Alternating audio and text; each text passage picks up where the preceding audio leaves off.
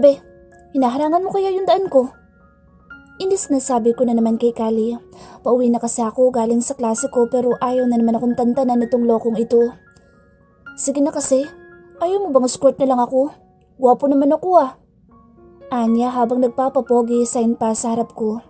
Nahampas ko tuloy sa braso ang lokong ito. Hindi nga ako aaten sa prom. Kali, paulit-ulit to, kaloka. Sabi ko, naglakad na ako at pinabayaan siya sa likod ko pero naramdaman ko na naman ang presensya niyang ayaw naman akong lubayan. Kaya nang inis na humarap ako sa kanya ay mabilis na itinaas niya ang dalawang kamay niya. Oh, teka. Chill lang. Annette, natatawang sabi nito. Sa inis ko ay mabilis ko siyang tinalukuran at muling naglakad. Teka lang, Annette. Habol na sabi ni Kali sa likod ko. Inis ko siyang binalingan. Ano na naman? May tagos ka kasi. Sabi niya habang ang huso ay nakaturo sa may puwetan ko. Nanlaki naman ang mata ko at agad siyang tinanong. Ano? Teka, sigurado ka? Malakas na bulong ko sa kanya at pasimpleng lumapit pa sa kanya. Tumango ito at ngumiti ng nakakaloko. Yup, kaya siguro bad trip ka sa akin dahil may mens ka, no? Natatawang tanong nito. Hinampas ko naman siya sa braso niya at saka ako nagsalita. Pahiram ng jacket mo. Sabi ko rito habang siya ay nasa likod ko lamang at natatawa. Aaten ka ng prom? Tanong niya. Sinamaan ko naman siya ng tingin. Ano ba? Pahiram na kasi. Tinanggal niya ang jacket niya at ibinigay sa akin. Ito. Mabilis na inilagay ko ito sa bewang ko para matakpan ang bandang likod ko. Kakahiya. Bakit ngayon mo lang sinabi? Asar na tanong ko rito. Tumabi naman siya sa akin habang hindi matigil sa pagtawa ang loko. Ang init kaya ng ulo mo. Hindi ko tuloy maisingit sa sasabihin ko. Halakak niya. 4th year high school na kaming dalawa ni Kali at magkaklase din kami. May prom din kami next week at sabi sa akin ni Kali, gusto niya raw na ako ang partner niya dahil ayaw niyang umattend kapag wala daw siyang partner. Ako naman, ayaw kong pumunta dahil hindi ko trip. Hindi naman kasi ako mahilig dyan at hindi ko feel ang pa-prom na yan. Mayaman ang pamilya ni Kali. Katunayan nga ay mayor ang daddy niya dito sa San Carlos. Gwapo siya at may maipagmamalaki talaga. Hindi katulad ko na mahirap lamang. Si mama kasi ay katulong lamang sa bahay nila Kali at si papa naman ay security guard sa 7-Eleven sa may bayan. Bagamat mahirap ang buhay namin ay maganda naman ako. Katunayan nga ay marami akong kaklase na nagkaka-crush sa akin. Yun nga lang, walang nagtatangkang manligaw sa akin. Hindi ko alam kung bakit at paano. Wala pa naman kasing nanliligaw sa akin na kahit na sino. 17 years old na ako pero no boyfriend since birth ang lola nyo. Samantaling itong si Kali na nasa tabi ko, na kahit kaedad ko, ay hindi na mabilang ang mga naging babae sa buhay nito. Ako ang laging kasakasama ni Kali sa kahit na saan. Ang alam kasi ng daddy niyang si Mayor Montero ay mapagkakatiwalaan naman ako, which is totoo naman talaga. Annette, may game ako mamaya sa bayan. Manood ka? Anya, tumungo naman ako bilang pagtugon. Narinig ko pa ang pabulong niyang, yes. At saka tumabi na ng tuluyan sa akin habang naglalakad pa uwi sa kanila. Pupunta din kasi ako sa mansyon nila dahil doon kami nakatira nila papa. Yun nga lang, hindi sa mansyon kung hindi sa gilid ng mansyon kami nakatira. Kaloka. Oo nga pala, Kali. Mabilis na sabi ko nang may naalala ako nang makadaan kami sa tindahan. Kinuha ko ang maliit na wallet ko na naglalaman ng 4 pesos. Saan makakarating ito? Tumingin ako kay Kali. Pwede bang pautang muna ng 7? Wala na pala akong napkin sa bahay. Sabi ko pa rito. Ibinalik ko sa bulsa ang wallet na hawak ko at muling pinasadahan ng tingin si Kali na ngayon ay nasa harap na ng tindahan. Ano ba yung napkin mo? With wings pa ka mo? Tanong niya. Medyo may kalakasan ang boss niya kaya ang ilan sa mga malalapit na taong narito ay napasulyap kay Kali. Napasimangot ako subalit sumagot din naman agad. Oo, yung whisper. Tugon ko. Hinintay ko na lamang si Kali sa may waiting shed sa harap ng tindahan. Pero maya-maya lang ay nandito na siya sa tabi ko at iniabot ang 3 whisper with wings na hawak-hawak niya. Kunot noo ko iyong inabot. Bakit 3? Magkukulang ang pambayad ko sa'yo. Sad ko. Ngumiti naman ang loko at saka muling naglakad kasabay ko. Hi Kali. Sabay kaming napatingin ni Kali sa may hindi kalayuan kung saan nagmula ang boses. Uy, ikaw pala yan, Kath. Ani Kali. Napatahimik ako habang nasa gilid lamang ni Kali na ngayon ay mukhang kinikilig ang loko. Crush yata ni Kali ito. Kali, wala pa akong kapartner next week. Sa prom? Malanding sabi ni Kath kay Kali. Kaya naman sa isip-isip ko ay napataas ako ng kilay ko. Si Kali naman ay tila natameme na para bang wala ako sa tabi niya. Sabagay, sino ba naman ako para ipagpalit dito sa tsunitang mukhang inchik na ito? Isa lang naman akong hamak na malaki ang mata pero maganda pa rin. Napakamot sa ulo si Kali. Muli niyang pinasadahan ng tingin si Kat at saka binigyan ng isang napakagwapong ngiti. Pwede bang ako na lang? Sambit ni Kali na hindi ko na dapat ikabigla. Walay na naman ang beauty ko. Hanggang bahay na lang ba o hanggang banyo na lang talaga ang kagandahan ko? Hindi na ba talaga ako makakapuntang prom? Sa isip-isip ko'y may point rin naman ang pag-anyaya ni Kali kay Kath na sila na lang ang mag-partner sa prom para wala namang gasto si mama sa pagrenta pa lang ng susuotin kong gown sa araw na iyon. Dagdag gastos din kasi iyon at isa pa, hindi talaga aabutin ang budget ni mama at papa para lang sa beauty ko. Oh, ish. So, itatext na lang kita? Ani naman ni Kath. Mas lalo ako napairap sa sinabi niya. Oo nga pala, naka-braces si Kath. Kakapakabit niya lang noong isang araw ng braces niya. Sungki-sungki kasi ang ngipin nitong tsunitang inchik na ito. Tumango naman si Kali at marahang umiti kay Kath. Sige, paalam na muna. Anya habang hinarap naman agad ako ni Kali at pansin niya agad ang salubong na kilay ko. Oh, bakit nakasimangot ka na naman? Tanong niya habang naglalakad kaming papauwi. Napailing ako. Wala. O edi okay ka na. Hindi na ako aatan ng prom. Huwag mo na akong kulitin sa ganyan. Saad ko. Tameme siya sa sinabi ko. Gusto kasi niya kasama niya lagi ako dahil nahihiya siya kapag siya lang lagi mag-isa.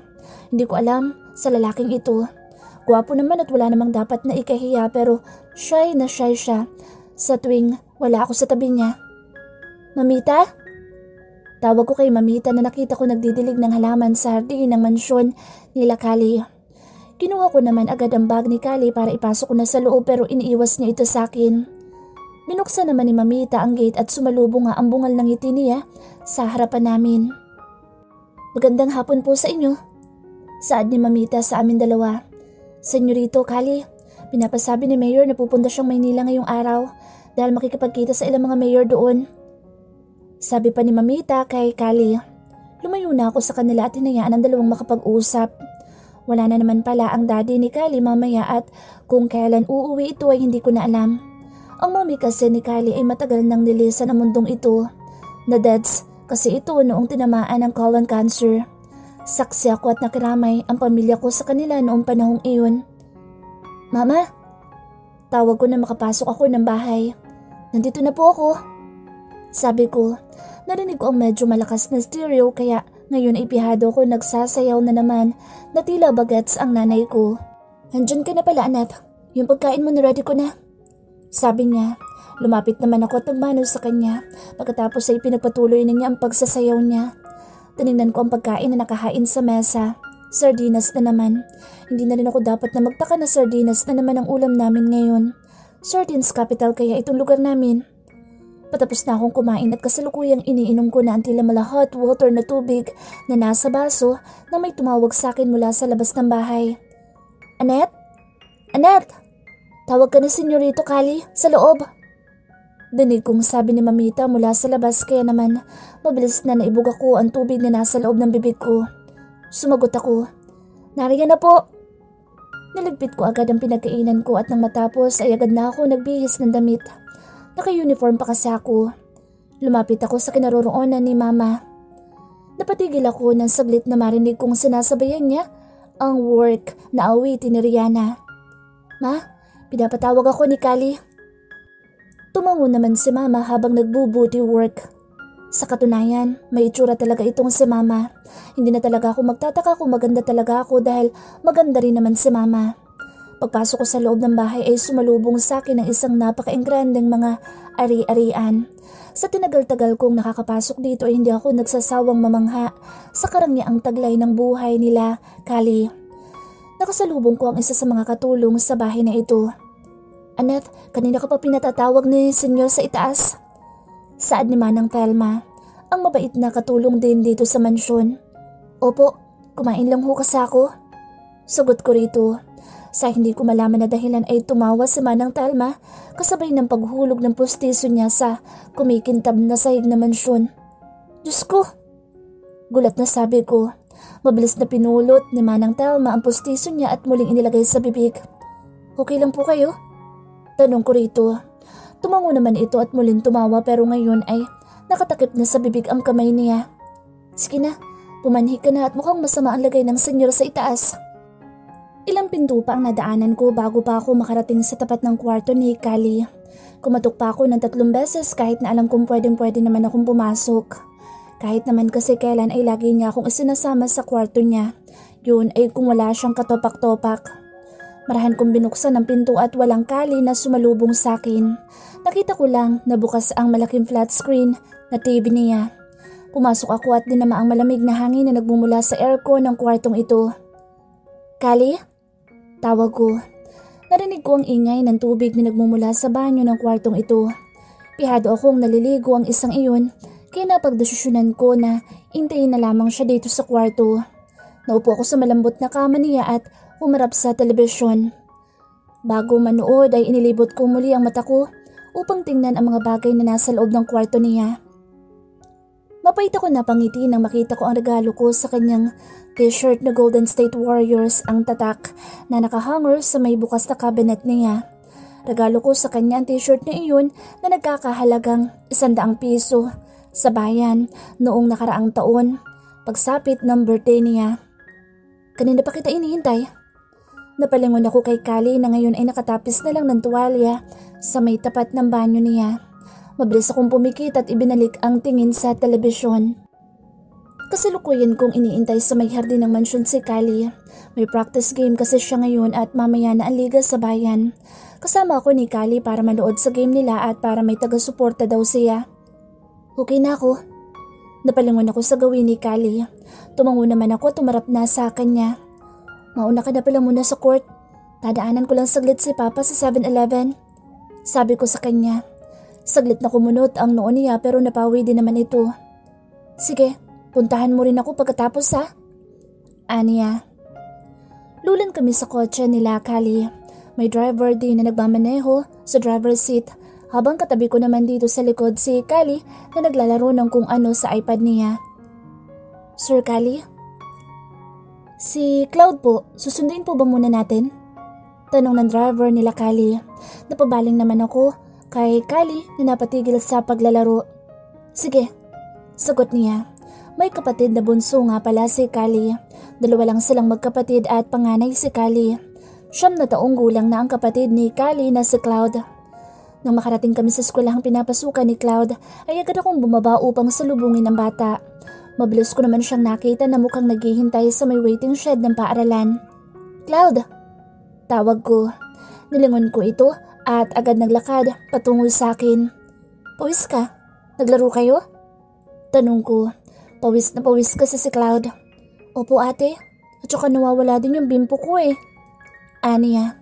Tumango naman ako at kinuha ang panyo sa aking bulsa. Pinunasan ko ang pawis sa likod at noo ni Cloud. Sanay na sa akin si Cloud dahil kadalasan ay ako ang naghahatid sundo sa kanya kapag may iniuutos si Mayor sa mga yaya nito. Mabait si Cloud at gwapo tulad ng kuya nito. Pinagkaiba nga lang nila mahiyain si Kali. Samantalang itong si Cloud ay bibong-bibo. Pumunta na kami sa sakyan pero wala si Kali sa loob. Kuya Robert, nasaan si Kali? Tanong ko kay Kuya Robert. Pumunta lang saglit sa lamay sa may looban. Alam mo naman, wala ang daddy niya ngayon dito sa bayan kaya kailangan niya munang tumulong saglit. Aniya. Tumango naman ako bilang pagtugon at sumakay na sa sasakyan nila. Ate, pwede po bang paabot ng iPad ni Kuya? Tanong naman sa akin ni Cloud. Kinuha ko naman ang iPad sa akin tabi at iniabot agad ito kay Cloud. Alam mo bang password? Tanong ko sa kanya. Sa lahat kasi ng mga gadgets ni Kali ay kahit ni isa'y wala akong nalalaman na passwords niya. Gulat ako nang tumango si Cloud. Opo ate, birthday mo at saka birthday ni kuya. Nanlaki ang mata ko nang tingnan siya at kasabay nito ay ang pagsulbot ni Kali sa tabi namin. Akin na nga yan? Inis na sabi ni Kali kay Cloud. Sumimangot naman si Cloud na ibinigay ang hawak niyang iPad. Tomot! Bulong ni Cloud. Natatawa ako sa isip ko. Ito talagang magkuyang ito, oo. Habang nasa biyahe patungong bayan ay nag-aasaran ang dalawang magkapatid. Tingnan mo itong picture ko. Ang gwapo, di ba? Tanong ni Kali kay Cloud. Ito namang si Cloud ay may ganyong tumingin lang sa iPad ni Kali. Hindi ka naman gwapo kuya. Mas gwapo ako sa'yo. Sad ni Cloud kaya napatawa na ako ng tuluyan. Nakita ko ang pagsimangot ni Kali. Supot! Asar ni Kali kay Cloud. Tuluyan na ako nakasali sa kanila dahil masama na ang loob nitong si Cloud. Samantalang si Kali ay hindi pinapansin ng kapatid niya. Kali, tumigil ka na. Sabi ko rito. Hindi naman sumagot si Kali at nagpatuloy na sa paglalaro sa iPad niya.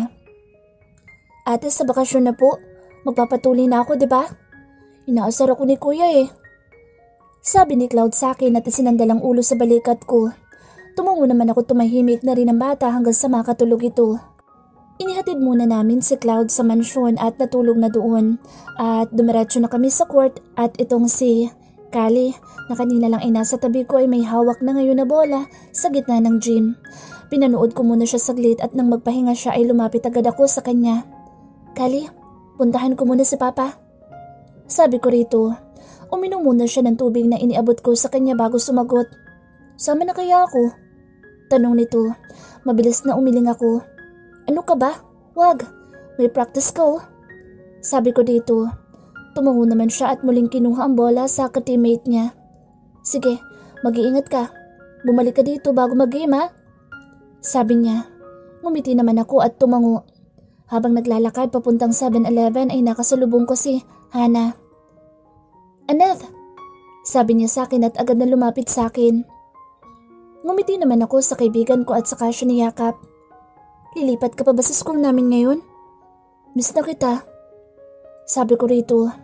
Matagal na kaibigan ko na kasi si Hana. Simula kasi elementary ay kaklase ko na siya. Yun nga lang ay napalipat siya ng eskwelahan dahil doon nagtuturo ang mommy niya. Teacher kasi ang mommy nito. Hindi na yata ako lilipat. Ayaw na kasi ni mommy eh. Sabi niya. Tumango naman ako. Annette! Lumingon ako sa tumawag sa akin sa may hindi kalayuan. Nakita ko si Kali na may hawak na bola na papalapit sa kinaroroonan namin ni Hana. Bakit sumunod ka? Tanong ko dito. Nagkibit balikat lamang siya. Mamaya pa naman yung game eh. Sabi niya. Wala naman ako magawa kung hindi ang sumang-ayon na lamang sa kanya. Hay Hana. Bati niya kay Hana na ngayon ay namumula na sa harap ni Kali. Marami kasing kababaihan ang patay na patay kay Kali at isa siguro si Hana doon. Halos lahat kasi ng taga dito sa San Carlos ay kilala din ni Kali. Kaya marami talagang nakakakilala sa kanya. Ngumiti si Hana at nagpaalam na sa amin dahil kailangan niya na raw na umuwi. Muli kong binalingan ng tingin si Kali na sinusundan ng tingin ang papalayong si Hana sa amin. Yung crush ko? Bulong niya. Halos manlaki ang mata ko sa narinig ko. Maganda si Hana at may kaya ito sa buhay. Mas matangkad din ito sa akin. Hindi ko alam na may gusto pala si Kali sa kaibigan kong si Hana. Ngayon ko lang talaga nalaman. Crush mo si Hana? Tanong ko. Tumango naman ito habang ang mga mata ay sumusunod pa rin sa papalayong si Hana. Napatango-tango ako at muling nagsalita. Balik ka na sa gym. Alis na ako. Sabi ko. Hindi, sasama ako. Sagot niya. Hindi na ako nagpaawat at sabay kaming naglakad patungong 7-Eleven. Maraming bumabati sa kanya at may mga nagpapapicture pa nga kung minsan. Tahimik kaming naglalakad hanggang sa siya na mismo ang bumasag sa katahimikang iyon. Annette? Tawag niya sa akin. Saglit na naipukaw ko ang tingin ko sa kanya. Lumunok ito bago muling magsalita. Pwede bang tulungan mo kung manligaw? Kay Hana? Pero kung ayaw mo, sige ako na lang. Aniya. Hindi ako makasagot at tila natameme na ng tuluyan. Ngumiti ako at ibinaling ang tingin sa daan habang naglalakad kasabay siya. Okay lang.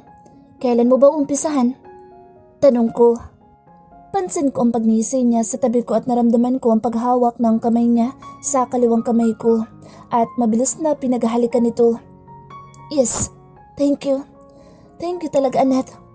Hulog ka ng langit. Anya habang masayang masaya. Mas lalo akong napangiti. Malapit na kami sa 7-Eleven at itong si Kali ay masayang masaya pa rin sa tabi ko. Daldal siya ng daldal. Ano ba yung mga favorites niya? Gusto ko kasing malaman para maibigay ko sa kanya. Ani Kali. Napaisip naman ako saglit. Mahilig yun sa fries ng McDo. Tapos choco-choco. Sabi ko, kapag kasi nagkikita kami, ni Hana ay lagi kaming dumadaan sa McDonald's dito sa bayan. Patay na patay kasi siya sa french fries nito. Bumibili rin lagi ito ng choco-choco tuwing nakakasabay ko siyang umuwi. Hindi na ako magtataka pa kung talagang mahuhulog na ng tuluyan ang loob ni Kali kay Hana. Maganda si Hana at mabait pa. Ang alam ko ngay wala pang naging boyfriend nito at ang dahilan ay hindi ko na alam. Hindi na rin ako dapat na magtaka kung sa mga susunod na araw o linggo ay makikita ko na silang dalawa na sweet na magkasama sa kung saan man. Iba rin itong lagay na ito dahil ngayon lang nagpatulong magpaligaw sa akin si Kali. Tunay niya nga sigurong gusto si Hana dahil mukhang desperado na itong kaibigan ko na mapasa kanya na talaga ang babae. Tumango-tango si Kali sa gilid ko na tila ba nag-iisip. Nang makarating kami sa 7-Eleven ay agad kong nakita si Papa kaya tinawag ko ito. Papa! Sumilay ang ngiti sa kanyang labi nang makita niya ako. Oh, naparito ka? Kauwi mo lang? Aniya. Doon niya rin napansin ang katabi kong si Kali kaya medyo napatigil siya. Anak kaya ng mayor itong kasama ko at sa kanila nagtatrabaho si nanay. Magandang hapon po, tito. Bati ni Kali. Noon pa man ay tito na ang tawag ni Kali sa papa ko, samantalang kay mama naman ay tita. Itinuring niya na kasi kaming pamilya dahil sa tagal ng pagsasama namin. Kapag kami namang dalawa, ni Kali ang magkasama, ay napagkakamalan kami mag-boyfriend at girlfriend dahil sa kaswitan na ipinapakita ni Kali. Pero lingid naman kasi sa kaalaman nila ay magkaibigan lang talaga kami.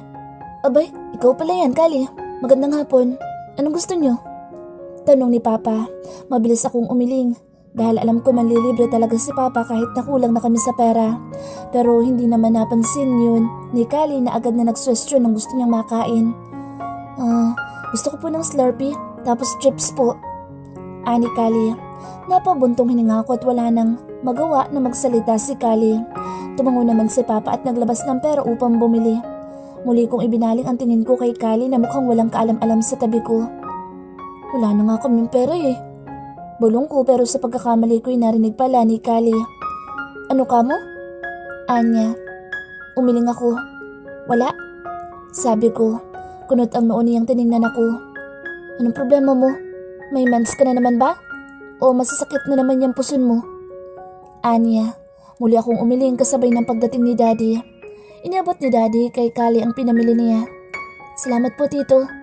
Saad ni Kali at nag-umpisang humigop ng malamig na Slurpee sa tabi ko. Walang anuman. Sagot naman ni Tatay. Tumingin si Tatay sa akin at itinuro ang pinto. Nang makuha ko ang nais niyang iparating ay tumango ako. Magbabantay na siyang muli. Nabigla ako nang itapat ni Kali sa akin ang Slurpee niya at pati na rin ang chips na hawak niya. Hati tayo? Anas niya. Umiling muli ako habang pinagmamasdan lang siya.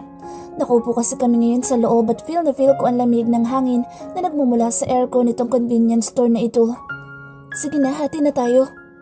Anya habang iniaabot sa akin ang hawak niya. Wala naman ako magawa kung hindi tanggapin na lamang ang alok niya. Kinuha ko ang Slurpee at humigop dito. Masarap naman, diba? Sabi sa'yo eh. Saad niya habang umunguya ng chichirya. Wala sa sariling napatango ko kasabay ng sunod-sunod na paghigop ko. Hindi ko namalaya na naubos ko na pala. Kita mo, inubos mo na? Natatawang anas niya. Napatawa na rin ako. Hindi ko namamalaya na ubos na pala. Sabi ko sa'yo na lang. Ayan tuloy na sumot ko. Natatawang sabi ko. Umiling-iling naman sa harap ko si Kali habang natatawa. Nang matapos sa pagkain ng chichirya ay tumayo na rin kami ni Kali at tinungo ang kinaroroonan ni Papa. Papa, uwi na po kami. Sabi ko tumalik sa pisngi ng tatay ko. Ngumiti si tatay at kumaway naman sa kasama ko. Saan kayo ngayon? Tanong niya pero si Kali ang sumagot. Tito, isasama ko lang po siya sa may court. May paliga po kasi si daddy at kasali ako. Pagpapaalam ni Kali sa papa ko. Tumango naman si papa bilang pagtugon. Mag-iingat kayo. Lumabas na nga kami at nagtungo na nga sa court. Patahimik ka. Nagtatakang tanong niya nang makarating kami sa court. Marami ng tao at ang iba pang mga manonood ay may banner pang hawak na may litrato at pangalan pa ni Kali. Haba ayos. Sikat nga talaga itong si Kali sa lugar namin. Wala naman. Sagot ko. Totoo naman eh. Wala lang talaga akong masabi sa kanya. Tuluyang dinumog ng mga tao si Kali na kanina lang ay nasa tabi ko kaya napaatras na ako at naupo na lang sa tabi. Pagkaka ko napatawa habang pinagmamasdan ang kawawang si Kali na kanina lang ay katabi ko at ngayon ay pinagkakaguluhan na. Iba ka talaga. Napapikit ako sa sakit na dulot ng puson ko. Hawak-hawak ko na nga ang puson ko ay hindi pa mapalagay ang loob ko. Bakit ba kasi napakalakas ng menstruation ko ngayon? You okay? Untag ng taong nasa tabi ko na pala. Muntik pa nga ako mapatalon sa gulat kung hindi niya lang hinawakan ang kamay ko na nasa puson ko. Umiling ako bilang pagsasabi ng totoo. Sinabi ko na ang totoo dahil sobrang sakit na talaga ng puson ko. Nang itaas ko ang paningin ko sa kanya, ibatid kong may pag-aalala na sa kanyang muka. Nakita ko na lamang na may kinakapasya sa kanyang bulsa at cellphone niya na pala ang kinukuha niya. Namimilipit pa rin ako sa sakit. Iba sa sakit na nararamdaman ko ng mga nakaraang dinadatnan ako ng dalaw. Naramdaman ko ang paghawak ni Kali sa kamay ko at marahang pagpisil-pisil dito habang ang cellphone ay nasa kaliwang tainga. Mang Robert, pakisundo na po kami. Anya sabay baba ng iPhone niya. Napatingin naman ako sa mga usisero at usisera sa may hindi kalayuan sa pwesto namin. Pati nga mga ka-teammates ni Kali ay pakiwari ko'y pinapanood kami sa senaryong ito. Masakit ba talaga? Mapanghibok na tanong niya. Tumango ako bilang pagtugon. Masakit talaga. Parating na si Mang Robert, uuwi na tayo. Marahang sabi niya. Hindi ko alam kung ano ang dapat na maramdaman ko, pero isa lang nasa puso ko. Gusto ko nga ang kaibigan kong ito. Gustong gusto ko at mahal na mahal ko. Kaya niyo yan pre, babawi ako next game. Dinig kong saad ni Kali mula sa labas ng sasakyan na sinasakyan ko ngayon. Kita ko ang pagtapik sa balikat ni Kali ng isang ka-teammate niya. Sige tol, balitaan ka na lang namin kung mananalo kami. Ani ng isang ka-teammate niya.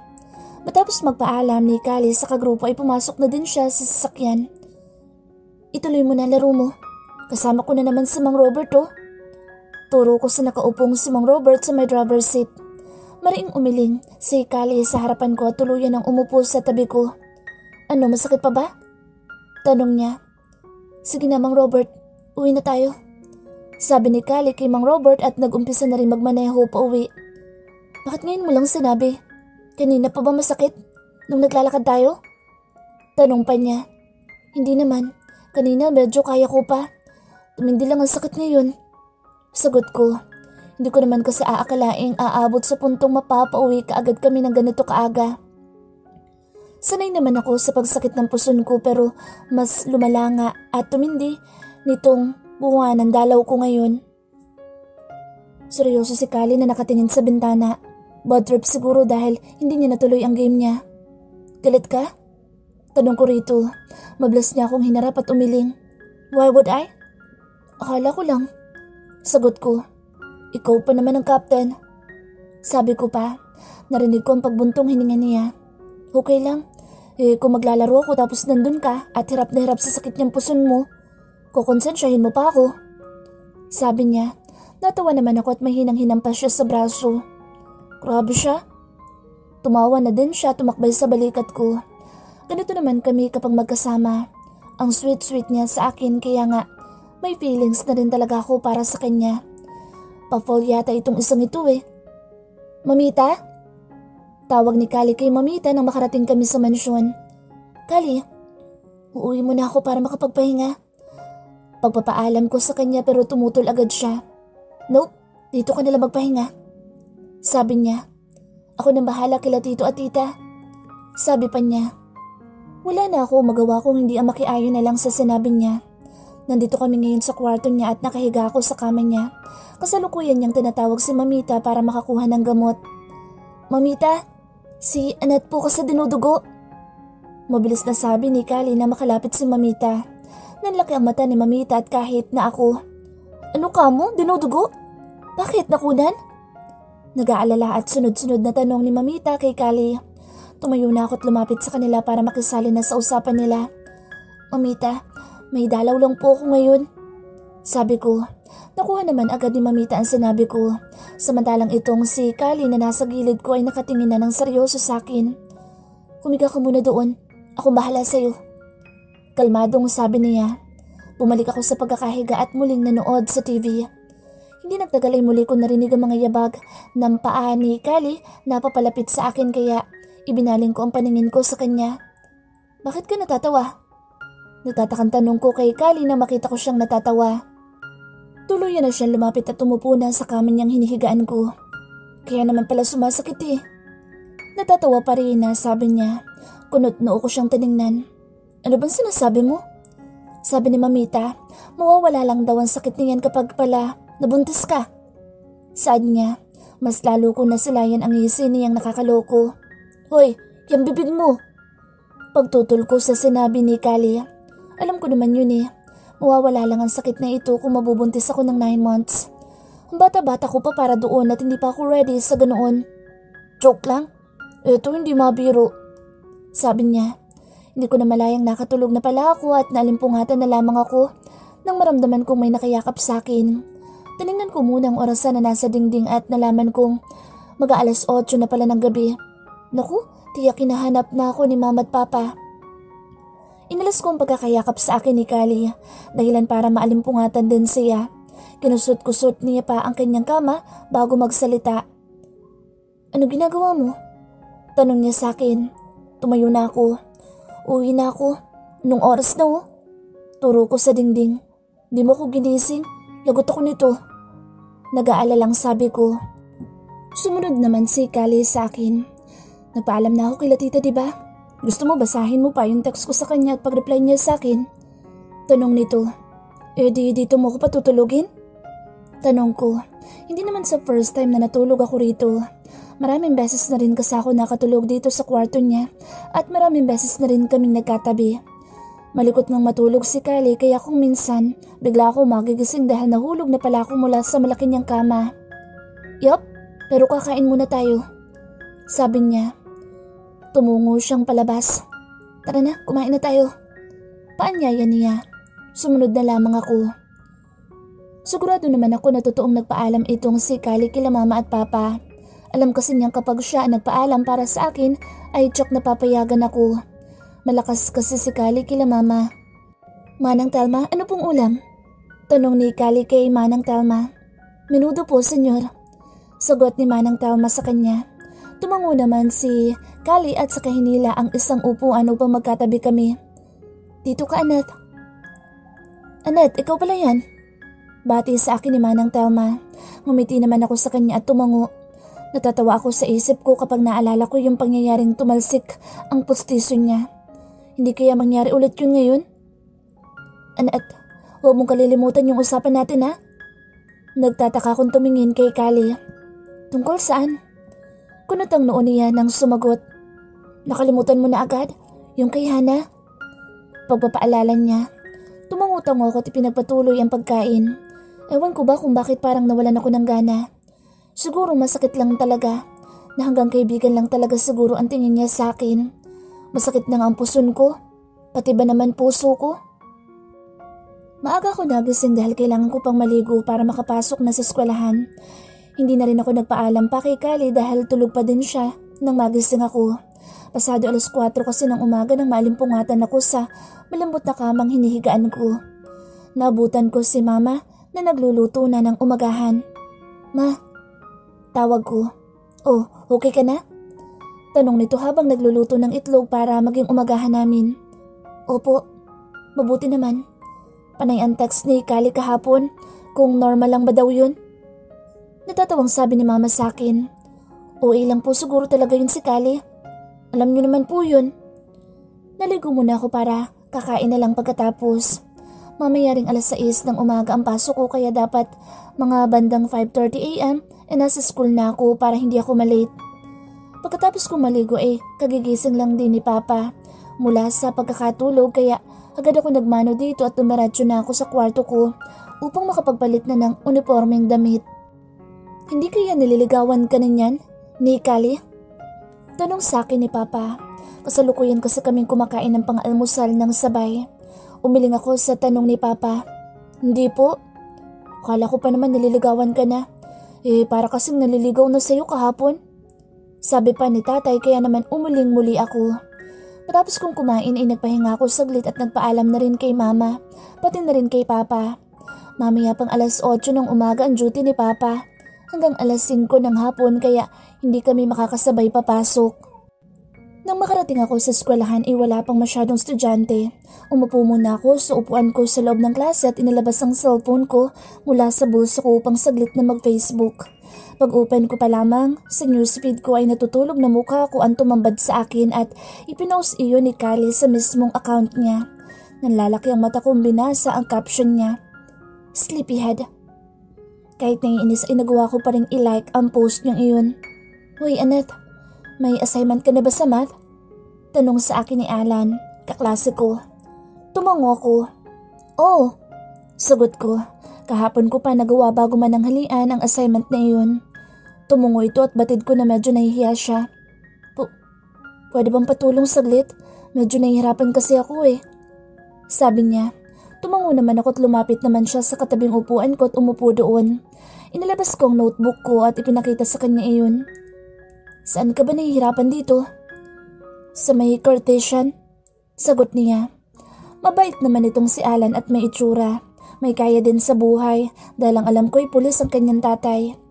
Mabilis naman siyang natuto kaya ngayon ay tinitingnan ko na lang kung paano niya masagutan yung problem number 4 na ibinigay na assignment sa amin ng guro namin. Ayos, pareho din tayo ng sagot. Sabi ko at pinakita ko sa kanya ang sagot sa notebook ko. Nahihiyang kinamot niya ang ulo niya. Thank you Kala ko mas-zero na ako kay ma'am. Sabi niya. Nawala ang ngiti ko nang mapadako ang mukha ko sa katabi ko sa kaliwa. Nakauupo lang sa assigned seat niya. Thank you ulit Annette. Sabi ni Alan. Tanging pagtango na lamang ang naging tugon ko dahil mukhang nagdadabog ang katabi ko. Humarap ako kay Kali, nakasalukuyang nakikinig ng music sa earphones niya habang may ginagawa sa iPhone niya. Kali, tawag ko kahit hindi ako sigurado kung naririnig ba niya ako. Saglit na napukaw ang tingin niya sa akin pero bumalik din ang paningin niya sa iPhone niya. Uy, dumating ang guro namin sa unang subject at hindi pa rin ako kinakausap ni Kali. Hindi naman siya ganito sa tuwing magkikita kaming dalawa. Kasalukuyang nagsusulat sa board ang teacher namin sa English at ang masaklap ay nawalan pa ng tinta ang ballpen ko. Tiningnan ko ang gawin ni Kali pero hindi ko nakitang kumokopya siya. Sa halip ay nagsa-cellphone lang siya habang may harang na notebook para hindi mahalata. Kali, parang ballpen? Sabi ko sa kanya. Hindi ito sumagot. Nanatiling tahimik lang ito habang seryoso sa ginagawa niya sa cellphone niya. Napapuntong hininga na lamang ako at tumayo na para manghiram na lang muna ng ballpen sa kaklase ko. Pero nakita kong iniabot na niya sa akin ang Gtech niya. Tumingin ako sa kanya at nanatili ang mga mata niya sa iPhone niya habang ang isang kamay ay may hawak na Gtech at iniaabot sa akin. Kinuha ko ang ballpen at nagsulat na. Pakokopyahin ko na lang ng notes si Kali. May topak si Kali panigurado. Minsan kasi kapag may topak siya ay hindi talaga siya namamansin at hindi makakausap ng matino. Natapos ang pangalawa hanggang sa pangatlong subject hindi ako kinakausap ng katabi ko, which is unusual. Recess na ngayon kaya hinihintay ko na lamang na tumayo itong si Kali. Hindi kasi siya mapalagay kapag hindi niya ako kasama sa tuwing kakain siya sa kantin. Kakain ka ba? Tanong ko rito. Kunot pa rin ang noon niya habang tutok ang mata sa cellphone. Hindi na rin ako nakatiis kaya tumayo na ako. Bahala ka sa buhay mo. Pinapansin ka na nga nagpapabebe ka pa. Inis na sabi ko rito. Naglakad na akong paalis papunta sa kantin para kumain na lang mag-isa. Bahala siya sa buhay niya. Hindi ko naman alam kung ano ipinuputok ng butsi niya. Napakapabebe. Hindi ko naman alam kung bakit nagsuplado siya bigla sa akin. Ano ba yun? For a change? Uy, Annette. Si Kali. Tanong ni Kath sa akin, nakalinya ko pala para makabili ng shake. Nasa classroom pa eh. Sagot ko. Umiti ito ng matamis sa akin at ipinakita pa talagang braces niya. Sabi naman, yung sa prom, kung tuloy ba talaga kami na maging mag-partner? Sige. Mag-isa ko ngayong nakaupo sa kantin. 15 minutes pa bago mag-umpisa ang next class kaya may time pa ako para magpa-print ng assignment naman para sa science namin. Kasalukuyan nga ako naglalakad patungong computer shop sa labas ng eskwelahan nang matanaw ko si Kali na nakaupo sa tapat ng isang tindahan at saka nagyoyosi. Mabilis na nanlaki ang mata ko nang masigurado ko kung ano talaga ang ginagawa niya. Na makita naman ako ni Kali ay agad niyang itinapon ng sigarilyo niya at inapakan pa ito na animo itinatago pa sa akin. Pero nakita ko na naman. Lumapit ako sa kanya nang nakairap. Alam ba ng daddy mo yan? Tanong ko dito. Nakatungo ito sa akin. Ano bang problema mo? Okay naman tayo kagabi ah. Tanong ko sa kanya. Wala. Anong wala? Hindi mo nga ako kinakausap. Basta, huwag mo nalang sabihin kay daddy na nagsisigarilyo ako. Aniya. Muli ako napairap sa sinabi niya. Bakit hindi ko sasabihin? Mataray na tanong ko rito. Sinisira mo ba ang pangalan ng daddy mo? 17 ka pa lang naninigarilyo ka na. Marami pang nakakakita sa'yo. Ikaw kasi. Mahinang sabi nito pero dinig ko pa din. Nagtataka ko siyang muling tinanong. Anong ako? Wala akong ginagawa sa'yo. Narinig kong siya habang umiiling-iling. Tumalikod na siya at nagumpisang maglakad papalayo sa akin. Bahala ka sa buhay mo. Buisit na sabi ko rito bago dumiretso sa printing shop upang magpa-print na para sa science. Pagkarating ko sa klase ay wala akong naabutan na Kali. Nalate pa ako kaya lahat ng mapanuring mata ng mga kaklase ko, pati ng guro ko ay bumaling sa akin. Humingi ako ng pasensya sa guro ko at tumungo naman ito bilang pagtugon. Pag upo ko pa lang sa seat ko ay iniisip ko na si Kali kung saan lupalop siya napapunta. Ma'am, I'm sorry I'm late. Tinig ni Kali iyon kaya agad ko siyang sinulyapan na nakatayo sa pinto. Ngumiti naman ang guro kay Kali. Sige, pasok na. Pag-upo pa lang niya sa kanyang upuan ay agad na siya nagsalita. Nagpaprint na ako ng assignment natin. Sabi niya na ang himig ng tinig ay parang humihingi ng kapatawaran sa kanyang nasabi. Napairap ako at ipinakita sa kanya ang mga print papers na ipapasa ko sa teacher namin mamaya. Meron na ako. Sa'yo na yan. Mahina pero dinig naman niyang sabi ko. Natameme siya. Siguro inahimigan na niyang hindi ako natutuwa sa inaasal niya sa akin. Class, please pass your assignments. I'll check it. Malakas na sabi ng guro namin. Ipinasa ko na sa kaklase kong nasa harap ko ang papel ko at nang madako ang tingin ko kay Kali ay hindi niya pinapasa ang kanya. Marin ako napapikit bago magsalita. Ipasa mo na yung sayo. Tahimik lang siya habang ang mga mata ay nakatingin sa board. Hindi ako nito pinapansin kaya kinuha ko na lang ang print papers niya at saka ito sinulatan ng pangalan niya. Ramdam ko na nakatingin siya sa ginagawa ko pero hindi man lang siya tumututol. Hanggang sa ipinasa ko na ito sa kaklase ko nasa harap. Natapos ang klase at ngayon ay uwian na kaya mabilis na akong tumayo para umuwi na lang ng mag-isa. Sa particular na oras kasi kapag ganito ay magkasabay kami ni Kali na nauwi. Pero ngayon, mukhang hindi na. Malakas kasi ang topak ni Kali at hindi ko mapigilan. Hindi kayo sabay ni Kali? Sa lubong na tanong sa akin ni Mang Robert, ang driver ni Kali. Umiling ako. Hindi po. Nasa klase pa po siya. Pauwi na din po yun. Habang naglalakad pa uwi, nakasalubong ko si Hana na naka-school uniform ng school niya. Uy, Hana. Tawag ko dito. Papasakay na siya ng tricycle nila pero tinawag ko siya. Hindi na ako nagpatumpik-tumpik pa sa kaibigan ko dahil ito na ang pagkakataon para masabi ko sa kanya ang hiling sa akin ni Kali. Yun siguro ay kinagagalit niya sa akin. Hana, crush ka nga pala ni Kali. Sabi ko, mabilis na inilayo ako ni Hana sa pwesto namin mula kanina at saka mahinang nagtanong at mukhang nanginginig. Sure ka? Hala, OMG. Sabi niya sa akin, crush ko din siya, matagal na. Anya, mapait ako napangiti. Hanggang dito na lang ba ang love life ko? Pasabi naman sa kanya magkita kami oh. Sabi sa akin ni Hana. Sige, sasabihin ko sa kanya yan. Masayang nagpaalam na rin sa akin si Hana dahil kailangan niyang pumasok, kaya naman nagpatuloy na ako sa paglalakad pa uwi sa bahay namin. Nang makarating ako sa bahay ay wala si Mama. Tsaka ako naglalabay yun sa mansyon nila Kali kaya mag-isa na lang akong kumain.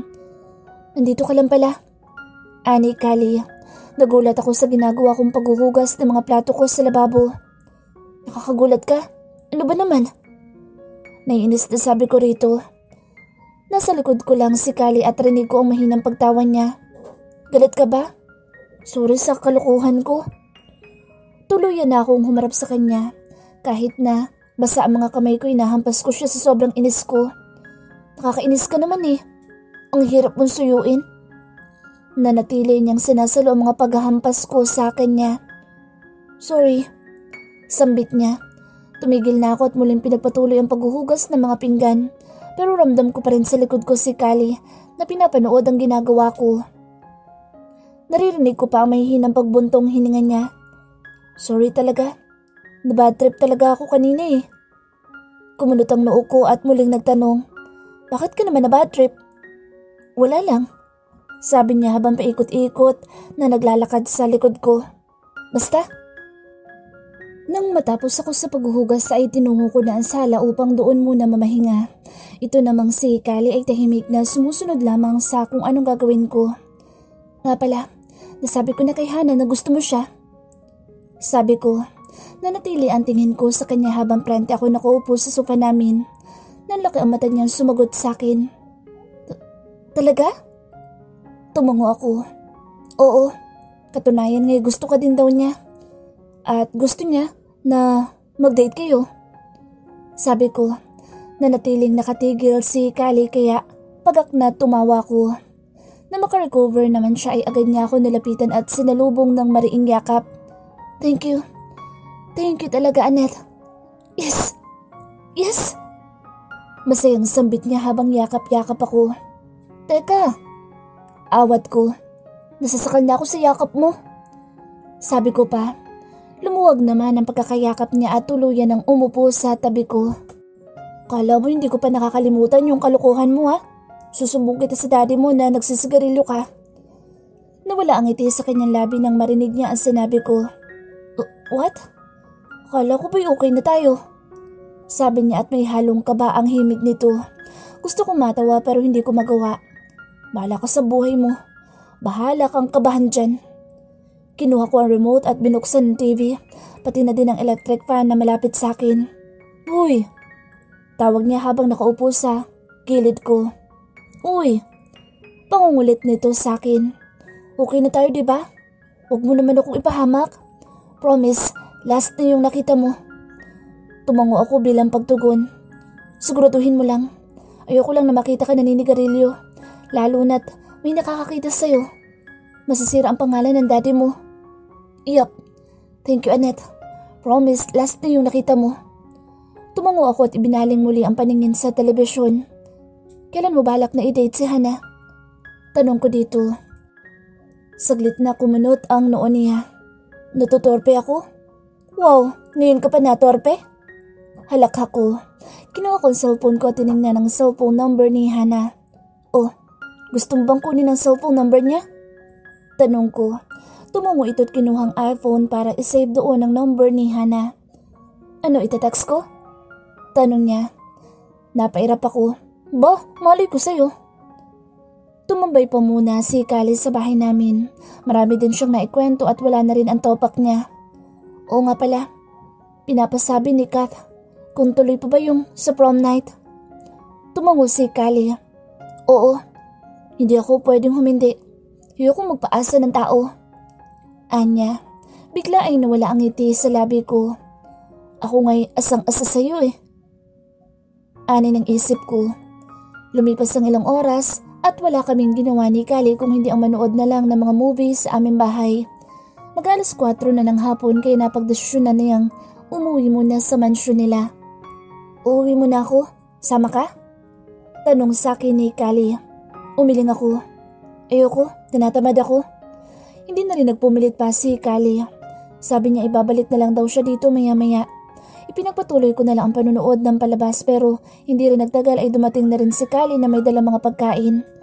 Ba't ang dami naman yan?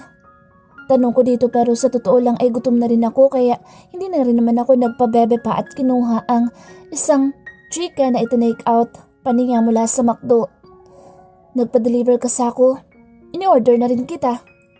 Anya habang isa-isang inilalabas sa mga pinamili niya mga pagkain. May burger dito at may fries pa.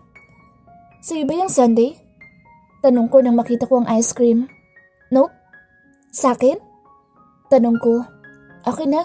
Gusto ko niyan. Sabi ko at kinuha ko na ang sundae na hawak niya. Paborito ko rin kasi ang ice cream sa kanila. Nabutan kami ni nanay at ni tatay na nag-aasaran dito sa bahay. Napatahimik tuloy si Kali sa tabi ko na kanina lang ay todo asar pa sa akin. Kali, kanina ka pa nandito? Tanong ni mama kay Kali. Opo tita. Abay, kumain ka na ba? Tanong pa ni mama kay Kali. Pinalingan naman ako ng tingin ni mama. Pinakain mo ba? Annette? Umiling ako. Hindi po, nay. Nagdala po kasi ng pagkain si Kali. Bumili din siya para sa inyo ni Papa. Sabi ko pa. Muli kong tiningnan si Kali pero ngayon ay tahimik na nanonood lang siya sa TV. Abay, salamat Kali. Ani Papa kay Kali. Habang kumakain sila, Mama, sa may kusina, at saka ko tinanong si Kali. Tahimik ka. Umiling-iling ito at nagulat ako nang humiga siya sa sopa namin at ginawa niyang unan ang hita ko. Uy! Sita ko pero ayaw namang magpaawat kaya wala na akong nagawa. Umungo lamang ito at tuluyan ng pumikit. Tumayo ka? Nakikiliti ako sa buhok mo.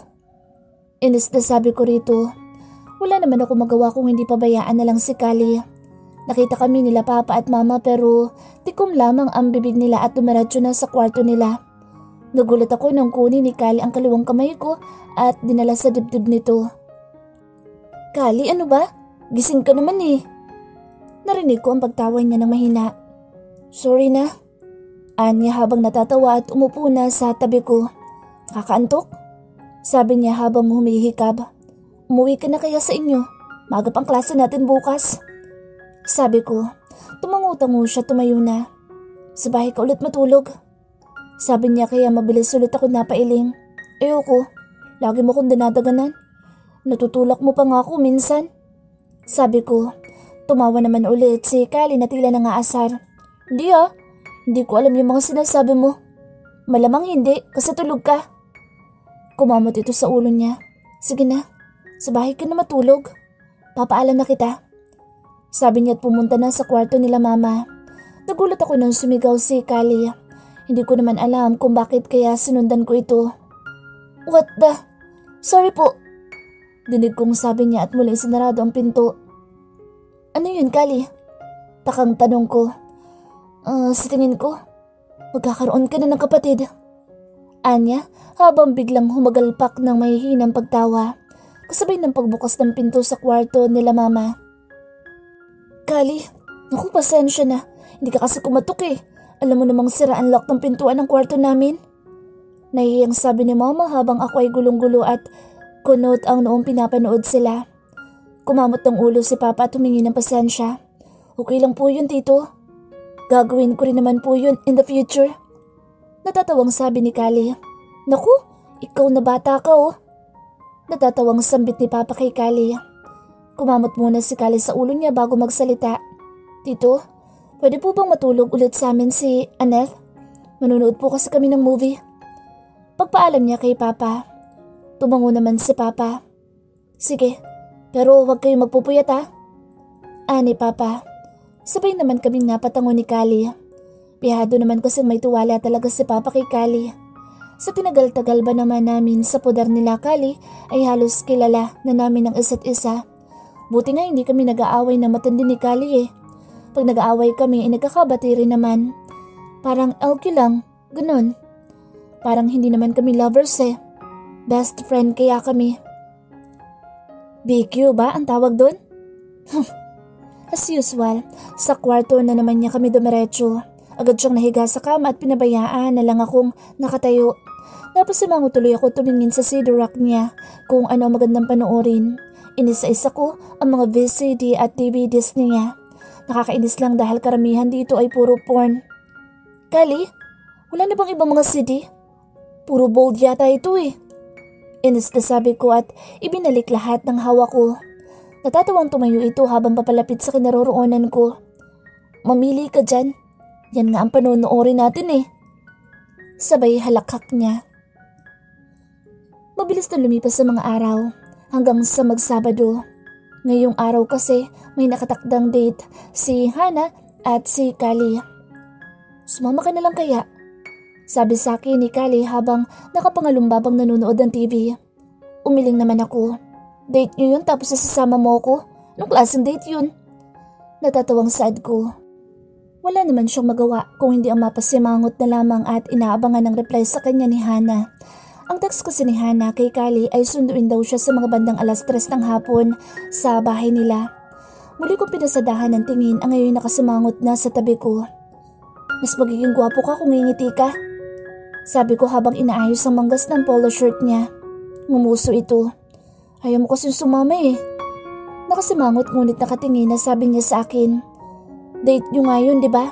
Pangitingnan kapag may date ka tapos kasama mo kaibigan mo sa date mo, no? Muli siyang napabuntong hininga. Kanina pa kasi niya ako pinipilit na sumama na lang sa kanya pero umaayaw ako. Ayoko namang sumama dahil oras nila iyon at ayoko makastorbo din naman sa kanila. Basta, huwag na huwag kasi simangot kapag kinakausap at kakausapin mo si Hana. Dapat lagi ka nakangiti para mas maging gwapo ka sa paningin niya. Sabi ko sa kanya.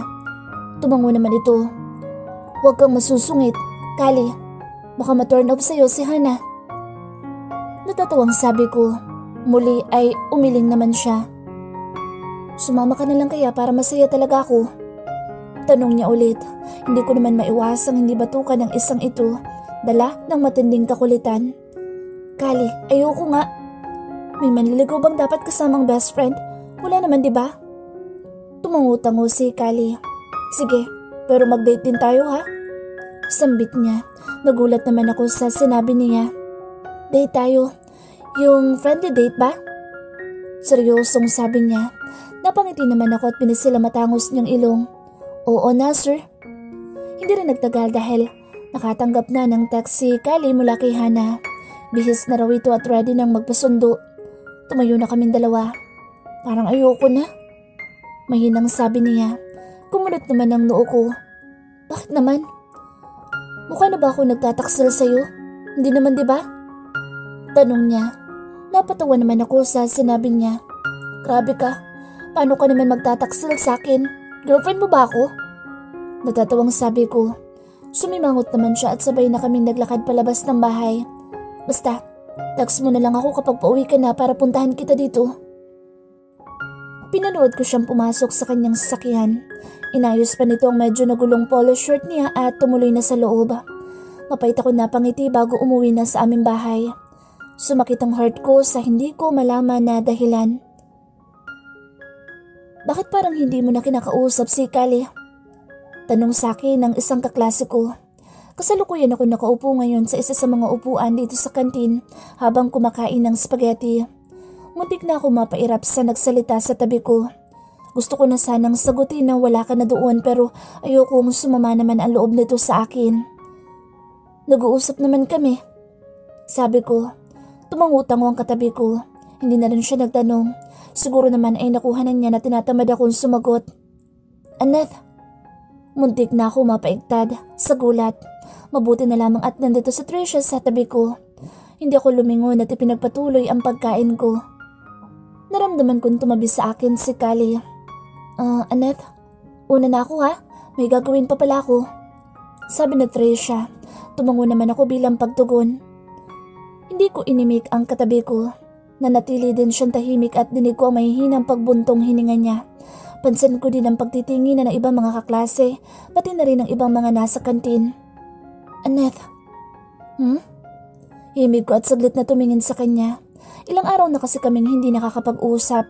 Katunayan nga ay tapos na rin ang prom nila. Hindi naman ako umattend dahil wala naman akong pambili o pangrenta man lang ng gown. Balita ko nga ay dalawa ang isinayaw ni Kali. Si Kath na pinangakuan niya at si Hannah. Buti nga't pinapasok si Hannah dito dahil outsider siya. Pero anak ng mayor si Kali kaya pinapasok na rin naman siya. Kumusta ka? Mahinang sambit niya. May hawak din siya na isang biskwit at hindi pa niya ito nabubuksan. Binilhan kita. Akala ko kasi hindi ka pa nag-aalmusal. Ngumiti naman ako. Nilibre lang ako na Trisha. Mabuti na lang at hindi ako nahihiya. Natatawang sabi ko. Pansin ko ang pagngiti niya sa tabi ko pero may iba ako nararamdaman nang makita ko ito. Gusto mo pa ba? Tanong nito. Umiling naman ako bilang sagot. Muling nabalot ng katahimikan ng panig namin dalawa. Tumikim ito at maya-maya ay muling nagsalita. May problema ba? Tanong niya. Muli akong umiling. Wala no? Hindi mo na ako pinapansin. Pinapansin naman kita. Maang na sabi ko. Tumayo na ako dahil tumunog na ang bell. Hudyat na susunod na ang klase. Nitong mga nakaraang araw, napagdesisyonan ko na umiwas muna kay Kali. Hindi ko alam kung paano at kung bakit pero sa tingin ko nga ay nasasaktan talaga ako. Romano! Mutik na ako mapatulon sa gulat nang tawagin ako ng guro ko. Tinignan ko ang guro ko at natatakot ako dahil sa itsura ng mukha nito na tila hindi nagustuhan ang result ng test ko. Ikaw ang pinakamababa sa test. Ano nangyari? Scholar ka, Romano. Nakaramdam ako ng matinding takot sa sinabi niya. Nag-test kami kahapon at ngayon lang lumabas ang resulta ng exam. Gusto kong maiyak dahil sa katangahan at kawalan ng konsentrasyon ko. Sasagot na sana ako upang magpaliwanag pero tumayo si Kali na nasa tabi ko. Ma'am, pinalitan ko po yung papel ni Romano. Nabigla ako sa sinabi ni Kali. Alam kong hindi totoo iyon dahil hindi naman siya lumapit sa akin nung nagtatest kami. Itinapon ko po yung answer sheet niya at pinalitan ko ng mga maling sagot. Pagpapatuloy ni Kali. Tuluyan ng laki ang mata ko. Hindi makapaniwalang umiling-iling ang aming guro. Nagtitimpi siguro ito sa galit. Hindi ko naman maiwasang hindi mapatingin sa katabi ko. Tumadaloy ang kaba at kung ano man takot sa dibdib ko na mga maaaring maging gawing kaparusahan kay Kali at hindi ko na alam. Sinabihan ni Ma'am si Kali na kailangan nitong pumunta sa principal's office. Nang muling umupo si Kali ay kinakabahan at nag-aalala ko siyang tiningnan pero seryoso lamang ang kanyang mukha at hindi man lang ako nagawang balingan ng tingin. Natapos ang klase at uuwi na sana ako pero nag-aalala ako para kay Kali. Kasalukuyan siya ngayong nasa principal's office at sa tingin ko'y kinakausap na ito ng aming guidance counselor. Hindi ako mapakali habang naglalakad palabas ng eskwelahan. Ni hindi ko nga namalayan nakasabay ko pala sa Trisha na naglalakad. Mukhang napakalalim ng problema mo sabi ni Trisha. Napabuntong hininga naman ako sa sinabi ni Trisha. Mauna ka na, hihintayin ko si Kali. Sambit ko rito. Tumango naman ito at nagpaalam na rin sa akin. Kasalukuyan ako ngayon nag-aabang sa may labas ng principal's office. Mga 10 hanggang 15 minutos ay nakita ko lumabas na si Kali at gulat ito nang makita akong nag-aabang sa labas ng office. Lumapit ako sa kanya. Totoo ba yun? Tanong ko pa. Alam ko naman na hindi totoo yun pero nagawa ko pa rin siyang tanungin. Umiling ito. Ayokong mawala ang scholarship mo, Annette.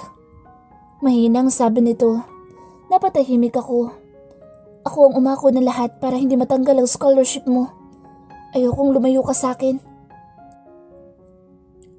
Gusto ko ng 1 piece na chicken, tapos gusto ko rin ng french fries. Sabi ni Kali. Burger din na may cheese. At oo nga pala, isa pang extra rice tapos iced tea. Masigla at masayang sabi ni Kali sa akin. Kasalukuyan kasi kaming nasa mall para magpalamig. Kakatapos lang kasi ng klase naming dalawa. Napagpasyahan ko rin na ilibre si Kali sa McDonald's. Ang dami naman, Kali. 300 pesos lang ang budget ko para sa pagkain natin. Sabi ko, umiling-iling naman ito at nilabas ang wallet niya at kumuha ng 500 doon. Ayokong gumastos ka. Sabi nito, umiling naman ako habang iniabot niya ang pera. Libre ko ito, Kali. At hindi ba't sabi mo magde-date tayo? Eto na friendly date ko para sa'yo. Masayang sabi ko, ngumiti naman si Kali at tumango. Sige, pero okay lang ba kung ako na lang ang gagastos mamaya? Sabi nito, wala naman ako nagawa kung hindi tumango na lamang. Isa pa, wala na rin matitira sa pera ko kung gagastos pa ulit ako para mamaya. Narinig ko pa ang mahinang pag-yes niya. Para kang syunga. Natatawang sabi ko rito. Umorder na ako ng pagkain namin dalawa. Medyo natagalan pa nga ako dahil mahaba ang pila. Pagbalik ko ay naabutan ko si Kali na mukhang inip na pero nang makita niya ako at ang dalang pagkain ko ay sumilay ang ngiti sa labi niya. Gutom na talaga ako? Sabi niya. Ibinigay ko naman ang mga pagkain niya at nag-umpisa ng lamunin ito. Mabuti't pinapansin mo na ako. Kala ko hindi mo na ako papansinin. Sabi niya habang punong-puno ng pagkain ang bibig niya. Papansinin naman talaga kita. Sabi ko, ilang araw mo din akong tiniis. Natapos ang prom nang hindi mo pa rin ako kinakausap kahit panay ang lapit ko sa'yo. Nakangusong sabi niya. Napangiti naman ako. Sus, nagtatampo si Kali. Sabi ko, nang muli kong iangat ang tingin ko sa kanya ay nawala na ang pagnguso nito at mukhang nagpipigil na sa pagngisi. Sa'yo lang naman ako ganito eh. Anya, mas lalo naman ako napangiti sa sinabi niya. Loko-loko. Hindi ko na naituloy ang sasabihin ko dahil may tumawag kay Kali. Sabay pa nga kaming napalingon dito. Uy pre! Tinig ni Kali iyon. Tumayo siya at nag-brofist sila nang sa tingin ko ay tropa niya. Kumusta pre? Si Maika, panay ang hanap sa'yo. Miss ka na daw ng ex mo. Halakhak ng tropa ni Kali. Kita ko naman ang pagsimangot ni Kali. Men, huwag mo na nga yung banggitin. Sambit ni Kali. Tumatawang tumango lamang ang tropa niya. Bakit? Bagong girlfriend mo? Tila nahiya naman ako sa sinabi ng tropa ni Kali kasabay ng pagturo niya sa akin. Umiling si Kali at saglit na napukaw ang tingin sa akin. Hindi pre. Sabi ni Kali. Kaibigan ko. Pahabol ni Kali. Ngumiti naman ako sa tropa ni Kali at saka iniabot ang kamay ko. Wow. Nice to meet you, Miss Annette. Ngiti ko. Annette? Ngiting-ngiting sabi ng tropa ni Kali habang hawak pa rin ang kamay ko. James. Pagpapakilala niya sa sarili niya. Napapitaw ang kamay namin nang marinig namin ang pagtikhim ni Kali. Masama na ang mukha nito at umupo na sa silya niya. Pwede mahingin number mo? Tanong ni James sa akin. Saglit pang ang napakunot ang noo ko sa sinabi ni James pero nawala din iyon. Sasagot na sana ako pero nagsalita na si Kali. May boyfriend na yan pre. Nawala ang ngiti sa labi ko. Wala naman akong boyfriend na. Chismokers talaga itong si Kali. Mahilig gumawa ng kwento. Nakita ko tuloy ang pagpait at pagkadiskusto ng mukha ni James. Kala ko eh. Sabi nito habang kakamot-kamot ng ulo. Nagpaalam na rin si James sa aming dalawa ni Kali. Nang tuluyan nang mawala si James sa aking paningin ay saka ko sinamangutan si Kali. Nangingiti-ngiti sa harap ko habang kumakain ng fries. Anong ingiti-ngiti mo dyan? Buset na sabi ko. Kumuha din ako ng fries at kinain ito. Akala naman ng James na yun may isahan niya ako sa'yo. Sabi niya pero hindi ko naman naintindihan ang nais niyang iparating. Ano ka mo? Huwag kang lalapit sa mga lalaki, Annette. Ako lang ang lapitan mo. Seryosong sabi nito. Ang kapal ha?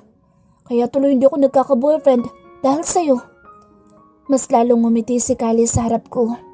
Napakasarap sapakin ng mapang-asar na mukha niya. Ngunit hindi ko magawa. Baka bigla kong kuyugin ng taong bayan kapag nalaman nilang sinaktan kong anak ng mayor. E di mabuti, para akin ka na lang. Kali, magdamit ka nga. Hindi ka ba nilalamig? Inis na sabi ko rito. Kasalukuyan kasi kaming nasa loob ng kwarto niya at nagpapahinga. Ngumisi lang ito sa akin. Nilalamig? Sabi niya. Itinaas pa nga niya ang kilikili niya at inamoy sa harapan ko. Kuti rito, umayos ka nga. Iligo mo yan, mabaho na. Sabi ko rito. Napatawa naman si Kali. Hindi naman maasim eh. Mabango kaya? Anya, lumapit pa ito sa akin at ako naman ay nagtakip na ng kumot sa muka. Ano ba Kali? Tumigil ka? Nainis na sabi ko pero napalitan din naman ng sunod-sunod na pagtawa. Kinikiliti ako ni Kali. Kali, tama na. Natatawang sabi ko habang kinikiliti niya ang tagiliran ko. Hindi ko talaga mapigilang hindi mapatawa. Mabaho pala ha?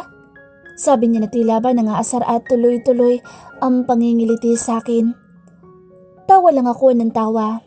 Tumigil din naman si Kali at kapwa na kami hingal na hingal.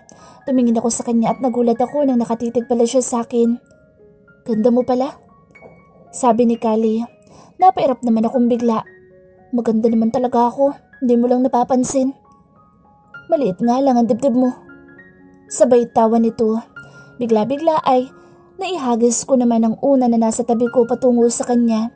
Sa pulito sa muka at bigla ay napasimangot siya. Bad trip ka. Pinuri mo pa ako, visit? Inis na sabi ko rito. Tumawa-tawa lamang si Kali at pagod na tumabi sa akin. Inantok na ako. Niya, edi matulog ka na. Dito ka lang? Tanong nito. Umiling ako bilang sagot. Dito ko na matulog. Sabi nito. Ayoko nga. Mamaya tsansingan mo ako tulad nung nakaraan. Buisit na to. Akala niya hindi ko nakakalimutan ang pananansying na ginawa niya sa akin. Nung huli ko kasi na natulog ako dito, ay nakadagan ang dalawa niyang kamay sa dibdib ko. Sakto sa dibdib ko. Hindi ba niya napapansin yun? O talagang pananadya na talaga iyon? Anong chancing? Hindi Ikaw chancing ko? Simangot at malakas na sabi nito. Oo kaya. Buisit ka pa, inosente ka pa. Mas lalo ako napatawa nang isubsob niya ang mukha niya sa unan na nasa tabi niya. Hala, nagtatampo. Lumapit ako kay Kali. Niyugyug ko rin ang balikat niya pero hindi niya ako pinapansin. Uy, pansinin mo na ako. Para ka namang bata. Natatawang sabi ko rito. Nanatiling nakasubsob sa mukha niya ang unan ngunit hindi naman siya sumagot. Tumayo na ako. Bahala ka, uuwi na ako. Sabi ko noon, pero hindi pa man ako nakakalakad patungong pinto ay nasa harapan ko na agad si Kali at hawak-hawak ang kamay ko. Dito ka na kasi matulog. Wala namang pasok bukas, di ba? Anya, wala naman kasing pasok bukas dahil araw ng Sabado. Itatext ko na rin muna si tita para walang problema. Pahabol na sabi pa niya. Wala naman ako magawa kung hindi ang makisang-ayon na lamang sa gusto niya mangyari. Patapos niya mag-text ay agad siyang pumunta sa closet niya. May mga damit ka na dito. Sambit niya. Nagulat naman ako doon. Paano? Wala naman akong dinadalang damit dito. Nagkibit balikat lamang siya. Hindi mo ako pinapansin noong mga nakaraang araw. Naisipan ko na bumili ng mga damit mo para pag nagkabati na tayo at dito ka matutulog ay may maisuot ka. Hindi naman ako makapaniwala sa sinabi niya. Naluloka ako. Kinuha ko ang isang t-shirt. Bakit boxer to? Takang tanong ko na makitang kasama sa t-shirt ang isang boxer short. Kinamot ni Kali ang ulo niya at tila ba nahihiyang sumagot. Hindi ko kasi alam kung anong bibilhin ko kaya boxers na lang binili ko sa'yo. Anya, kinuha niya ang boxers at itinaas sa mukha ko. Maganda naman diba? Barbie yung tatak ko. Di mo ba gusto, Barbie? Tanong niya. Napatawa naman ako sa sinabi niya. Okay lang, pero dapat hindi ka na nag-abala at gumastos pa. Kali, dahil napakalapit lang ng bahay namin dito. Sabi ko, okay lang Annette, para sa'yo naman eh. Masayang sabi nito. Pumasok na ako sa magandang banyo sa kwarto niya upang magpalit na muna ng damit. Pagkatapos ko ay agad din naman ako lumabas at nabutan ko si Kali na busy sa kanyang cellphone. Muli ako nakaramdam ng kirot sa aking puso pero hindi ko na ito ipinahalata pa. Tapos na ako. Sabi ko, bahagya siyang ngumiti at saglit na ibinaling ang paningin sa akin. Higa ka na. Anya at muling ibinalik ang paningin sa cellphone. Kateks ko si Hana. Sabi pa niya. Lumunok ako. Ano daw ang sabi? Good night, Kali. Masayang tinig nito. Anong i-reply ko? Tanong niya sa akin. Napakibit balikat ako. Di good night din. Ikaw, bahala ka. Chelsea? Muli ako napasilip kay Kali na ngayon ay hindi nahawak ang cellphone niya. Parang crush ko lang si Hana. Mahinang sabi niya. Nanlaki ang mata ko. Ano ka mo? Parang wala naman ako nararamdaman na kahit ano kapag magkasama kami. Pero nagagandahan ako sa kanya. Kwento niya pa. Hindi ako makagalaw at halos hindi rin makakurap ang aking mata sa sinabi niya. Anong ibig mo sabihin? Seryoso itong tumingin sa kisame bagamat nagsasalita. May iba akong gusto. Mahina ngunit dinig kong sabi niya. May iba akong mahal. Muli ako napalunok. Hindi ko alam kung ano ba ang dapat kong maging reaksyon. Bakit ba napakagulo ng feelings ng lalaking ito? Hindi ako nakasagot. Nanatili lamang ang titik ko sa seryosong mukha niya na nakatingin lamang sa kisame na magandang kwarto niya. Annette, gusto kita. Ilang araw na rin nakalilipas simula ng aminin ni Callie sa akin ang nararamdaman niya at hanggang ngayon ay kinikilig pa rin ako. Callie, sasabay ka ba sa akin? Tanong ko. Recess kasi namin ngayon. Yup, wait for me. Sabi niya. Kinuha kasi niya ang cellphone na naka-charge sa tabi niya. Pagkatapos ay sumabay na sa akin na maglakad patungong kantin. Medyo nailang na nga ako nang akbayan niya ako. Anong gusto mo? Tanong nito nang makarating kami sa kantin. Napakagatlabi ako. Ikaw sana. Charot. Shake na lang. Kinuha ko ang pera sa bulsa ko at inabot sa kanya. Umiling ito. Hindi tinanggap ang pera ko. Wag na, ako nang gagastos. Anya at bumili na nga. Ako naman ay naiwan na lamang sa pwesto naming dalawa. Nilapitan pa ako ng kaibigan ko pero umalis din agad dahil ayaw daw niyang makaabala sa amin ni Callie. Kaya muli ako nag-isa. Pero hindi rin naman nagtagal iyon dahil dumating na si Callie na may bitbit na tray. Napakarami mo naman binili. Tumango ito. Gutom ako eh. In-order din kita dahil baka gutom ka din. Sabi nito, ibinigay niya rin sa akin ang isang order ng kanin at ulam na kapareho sa kanya. Walang chocolate shake, kaya ubi na lang. Okay lang ba sa'yo? Tanong niya sa akin. Alam niya kasi na kapag shake ay chocolate flavor ang binibili ko. Tumango naman ako. Okay lang, masarap din naman ang ube. Annette, may party nga pala sa bahay sa linggo. Pupunta ka naman, di ba? Biglang tanong nito. Tumango naman ako. Oo naman, maglilinis ako ng mansyon, di ba? Pagpapaalala ko dito. Tumango naman siya at ipinagpatuloy muna ang pagkain. Darating na rin kasi si Daddy at birthday ko na din sa Sabado. Ano nga palang regalo mo sa akin? Ngiting tanong nito. Na-shy naman ako dahil wala pa naman akong regalo. Alam ko din na birthday niya sa Sabado at gumagawa ako ng paraan para magkaroon ng regalo sa kanya. Kaso panay ang gastos ko. Joke lang, kahit naman wala kang regalo okay lang sa akin. Basta nandyan ka. Aniya, napangiti naman ako sa kakiligan. Feel na feel ko din ang love at kumakabog ng bongga ang puso ko. Pero baka naman may regalo ko sa'yo. Sana magkapera ako. Napakunot ang noo niya. Ha? Ano? Secret, kumain ka na nga lang dyan. Nag-iisip pa kasi ako. Sabi ko, ipinagpatuloy niya na rin naman ang pagkain niya at ako sa pwesto ko ay wala naman ako ibang ginawa kung hindi ang pagmasdan lamang siya. Ano kaya ang pwede kong mairegalo sa kanya? Gayong nasa kanya na naman ang lahat. Natapos na rin kaming dalawang kumain at may natitirang 10 minuto para sa break time. Ano, balik na tayo sa klase? Tanong ko dito. Nakasandal lang kasi ang ulo niya sa balikat ko habang mahinang kumakanta-kanta ang loko. Pansin ko nga ang pagtitinginan ng ibang mga estudyante sa amin. Pero wala naman ako magawa. Yup, tara na. Sabi niya at kinuha ang kamay ko. Wala naman na akong nagawa kung hindi ang magpadala na lamang sa kanya. Alam mo, kapag hinahawakan kita parang kinukuryente ang puso ko. Aniya. Sus, nambola ka pa. Sabi ko. Nakarating na rin kami sa klase. Wala pa naman ang teacher kaya ang ginagawa ngayon ni Callie ay walang iba kung hindi ang maglambing sa tabi ko, which is like na like ko naman. Callie, pwede bang makahingi ng tulong sa daddy mo? Sabi ng kaklase ko na lumapit sa kanya. Napabaling naman ang tingin ni Callie sa kanya. Ano yun? May sakit kasi ang papa ko at nawalan pa ng trabaho sa mama. Mahinang sabi ng kaklase kong babae. Mabait naman itong si Ina at nakakausap ko rin ito. Hindi ko alam na may pinagdadaanan pala ang pamilya niya. Baka kako matulungan mo kami. Hindi ko na kasi alam ang gagawin ko. Tumangutango si Kali at ibinigay naman niya ang number niya kay ina. "I-text mo ko mamaya kasi mamaya darating si daddy," sabi ni Kali. Ngumiti naman si ina at sa tingin ko kahit papaano ay lumuwag ang pakiramdam niya. Piyado din ako matutulungan nila Kali iyon dahil imposibleng hindi.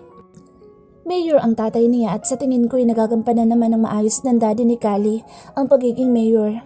Maganda kasi dito sa San Carlos, organisado at disiplinado din ng ibang mga tao rito.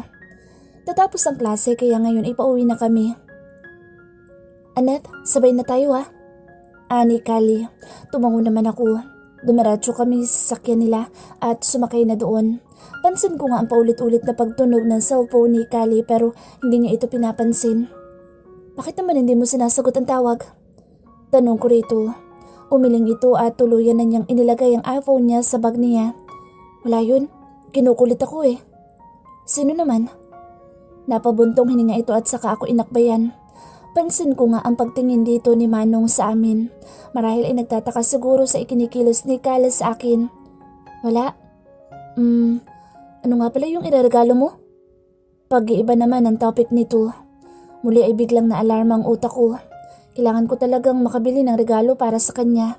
Siguro mamaya na lang ako bibili kapag hapon na sa bayan. "Secret," ngiti ko. Kaya pagka-uwi ko sa bahay ay hindi ko na pinayagang sumama muna sa akin si Kali. Baka kasi malaman niya yung gagawin ko mamaya. Saglit lang ako nagpahinga at pagkatapos ay kumain na din ako. Pagkatapos kong kumain ay nilinis ko agad ang pinagkainan ko at nagpalit na rin ng damit. "Annette, saan ka pupunta?" Tanong ni Mama nang makita ko. "Sa bayan lang po. Bala ko pong maghanap ng maireregalo kay Kali." Sabi ko. Tumango naman si Nanay. "May pera ka ba?" Tanong niya. Tumango naman ako. "Opo, Ma." Nagpaalam na rin ako kay Mama. Pagkatapos noon, sabi ko kasi saglit lang ako at isa pa, ayokong maabutan ni Kali. Panigurado kasi kapag nalaman niyang pupunta ako sa bayan, tsak nasasamahan ako. Nang makarating ako sa bayan ay agad ako nag-ikot. Hindi naman ako pumasok sa loob ng mall dahil tiyak ako na mas mahal ang mga paninda doon. "Miss, magkano po yung short na yun?" Turo ko sa isang jersey short. 250 pesos po. Napatango-tango ako. "Sige po, kunin ko na." Sabi ko. Hinawakan ko ang tala at nang masigurado kong okay ay agad ko din namang binayaran na. Siguro, eto na lang ang bibilhin ko para kay Kali. May nairegalo na kasi ako sa kanya noong nakaraang taon na birthday niya na t-shirt na may print ng Golden State Warriors. Pansin ko nga nakadalasan niyang suot-suot yun eh. Binili ko na ang jersey short. Hindi ko na pinabalot pa dahil bubuksan din naman ni Kali itong regalo ko. Pagkarating ko sa bahay ay nagulat ako dahil naabutan ko si Kali na nakaupo sa sofa habang nanonood ng TV. Kaya inilagay ko agad sa likod ng paper bag na hawak ko. "Ano yung hawak mo?" Tanong nito habang ang mga mata ay nanatili sa TV. Eto." Pinakita ko sa kanya ang paper bag na hawak ko. "May binili lang ako sa labas." Sabi ko at dumiretso sa kwarto ko. Sinurado ko ang pintuan at nilagay muna sa ilalim ng unan ko. Pagkalabas ko ng pinto ay nagulat ako nang bumulaga sa harapan ko si Kali na napakalapit sa akin. "Uy, ano ba?" Sit ako. "Ba't ka naman nandito?" Tanong ko. Paano ba naman kasi naabutan ko siyang nakadikit na antenga sa pinto ng kwarto ko? "Wala no."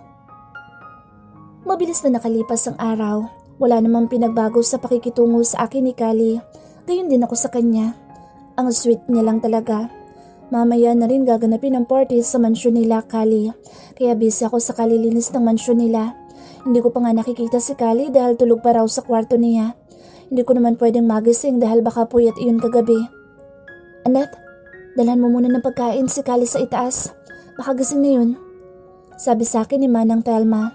Tumango naman ako at tumungo na sa kusina upang kunin ang pagkain ni Kali. Kumatok pa ako ng ilang beses pero hindi naman siya sumagot. Nang buksan ko naman ang pintuan ay gising na naman siya at tila ba seryosong nakatitig lang sa kisame. "Kali?" Tawag ko. Tumingin naman siya sa gawi ko at umupo na sa kama niya. "Happy birthday." Ngiting sabi ko. "May regalo ako sa'yo." Sabi ko. Ngumiti naman siya at tinapik ang tabi niya kaya umupo ako doon. Anong regalo mo? Tanong niya. Nakakahiyang ibigay sa'yo eh. Sabi ko. Napatawa naman si Kali sa sinabi ko. Ba't ka naman mahihiya? Nasaan? Ngumuso ako. Teka, kukunin ko muna. Sabi ko. Tumango naman ito sa akin. Mabilis kong kinuha ang regalo ko sa bahay at pagkarating ko sa kwarto ni Kali ay nanonood na siya sa malaki niyang telebisyon. Kali? Tawag ko. Ibinalandra ko sa kanya isang paper bag.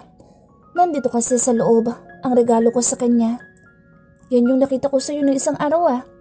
Ngumiti siya at tinanggap niya iyon. Oo, hindi ko lang masabi-sabi sa'yo. Nakakahiya kasi. Tumawa ito at binuksan na ang paper bag. Short? Tanong niya. Tumayo siya at tila ba sinusukat ang binili kong short sa kanya. Wow, ayos ah. Sabi niya. Nagulat naman ako nang halikan niya ako sa pisngi ko. Thank you, Annette. Hindi na rin naman ako nagtagal sa kwarto niya dahil kailangan kong tumulong sa gawain sa ibaba. Tumulong din ako sa pagluluto. Mamayang gabi na kasi ang party sa mansyon at halos 3:00 na rin ng hapon ngayon. Annette? Nagitla ako at halos mapatalon sa gulat nang marinig ko ang boses ni Kali mula sa likod ko. Ano yun? May sasabihin sana ako sa'yo. Mahinang sabi nito. Binitawan ko na rin muna ang hawak kong sandok. Pansin ko na parang pagod na pagod ang itsura niya. Hindi ba ito natutulog? Ano yun? Napapikit ito ng mariin at napailing. Nothing. Mabilis na nakalipas ang oras ay mas lalo ako naging busy. Hindi ko na rin nakita pa si Kali. Marahil ay naghahanda na iyon para sa kanyang party mamaya. Annette, doon muna kayo sa labas. Parating na si Mayor. Tumango ako sa sinabi ng mayordoma sa akin. Pagkarating ko sa hardin ng mansyon ay sumalubong sa akin na maraming tao na sa tingin ko ay mayaman ding tulad nila Kali. Good evening everyone. Napatingin ako sa stage kung saan merong nagsasalita.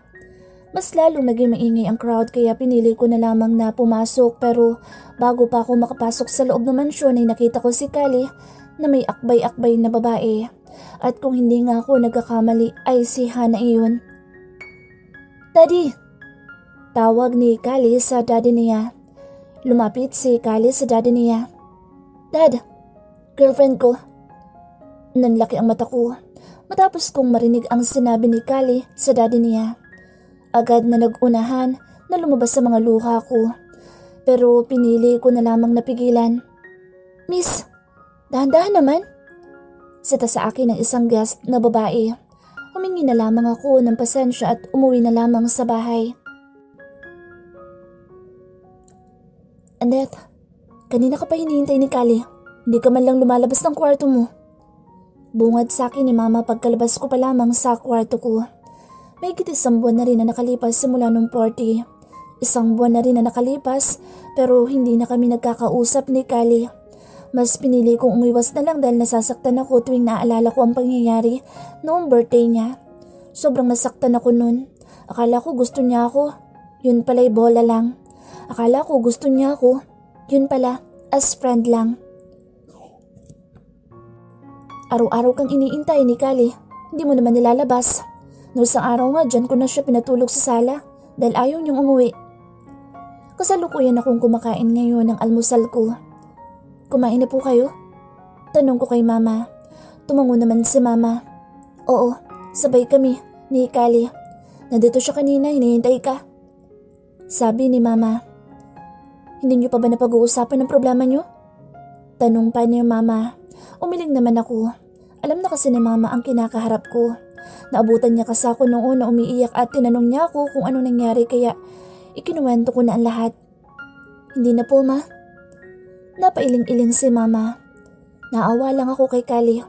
Mukhang gustong-gusto ko makausap pero ikaw, wala ka namang oras para pag-usapan ng bagay na yun. Tumahimik na lamang ako.